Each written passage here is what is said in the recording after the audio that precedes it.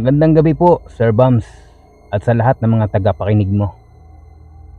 Ako po si Paul, 26 na taong gulang. Ang ikukwento ko po sa inyo ay isang karanasan na hanggang ngayon ay sariwa pa rin sa isip ko. Isang pangyayaring naganap noong kasagsagan ng pandemya, taong 2021. Mayroon po akong anak na babae. Tawagin na lang natin siyang Camille. 3 taong gulang pa lamang siya noong mga panahong yun. Noon po, nangungupahan lang kami sa isang lumang bahay. Hindi kalakihan, simple lang pero tahimik. Yung klaseng bahay na kapag hapon, maririnig mo ang tik-tik ng orasan at kaluskos ng mga dingding. Hapon po noon, maayos naman ang lahat. Walang kakaiba. Kasama ko sa bahay ang kapatid kong lalaki. Natutulog dun sa kabilang kwarto. At ang 2 kong pamangkin din na lalaki. Ako naman, nakahiga sa sala.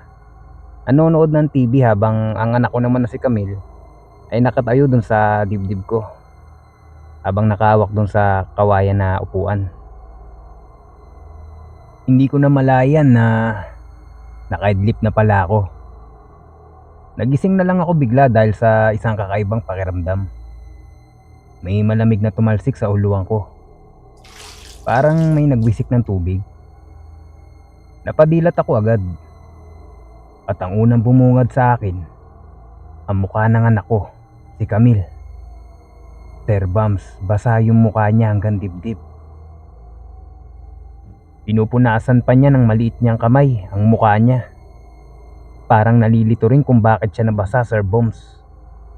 Siyempre agad kong naisip na yung 2 pamangkin ko, baka naglalaro na naman ng tubig. Kaya tumingala ako. Naganap ako ng may hawak ng tabo o baso o kahit anong pwedeng ipangwisik na tubig. At doon ko po nakita, Sir Bams, may batang tumakbo papuntang CR namin.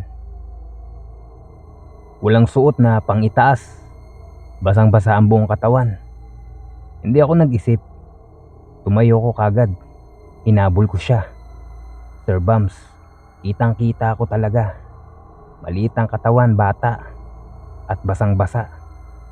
Pagdating ko sa CR, wala po akong nadatnang kahit sino. Tahimik. Sarado ang pinto. At higit sa lahat, walang ibang labasan. Maliit lang po ang CR namin, Sir Bams. Walang pwedeng pagtaguan. Wala ring bintana. Lumabas ako. Kinakabahan na. Sinilip ko ang kwarto ng kapatid ko. Yung isang pamangkin ko, mahimbing ang tulog sa tabi niya. Yung isa naman, nasa kabilang kwarto, naglalaro ng kutsi-kutsiyan. Doon, unti-unting tumayo ang balahibo ko. Mula paa hanggang batok. Kung hindi sila, sino yung bata? Sir Bams, hindi ko po yung pinangarap. Hindi rin yung guni-guni. Nakita ko talaga siya. Bata, walang suot na pang itaas, at basang-basa ng tubig. Simula noon, hindi ko na ikinuwento ang nangyari sa kahit sino sa bahay. Ayoko kasing matakot sila.